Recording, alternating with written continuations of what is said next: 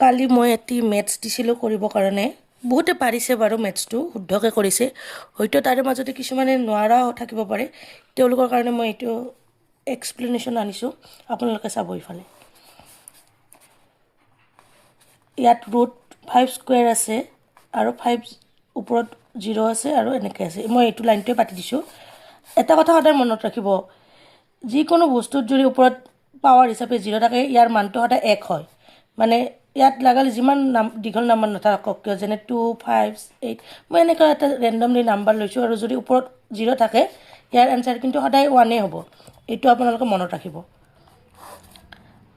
আমি 5 স্কুৱেৰ মানে জানো 25 ইটোৰ মানটো সদায় 1 6 ইটো 24 হ'ল এতিয়া আমি এইটো ভাঙিম 4 × 6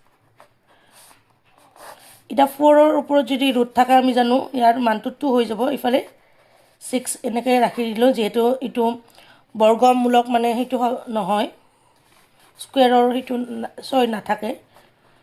তলতে আছে এইটো কাটি দিলোঁ 2 এনচাৰ হৈ গ'ল 2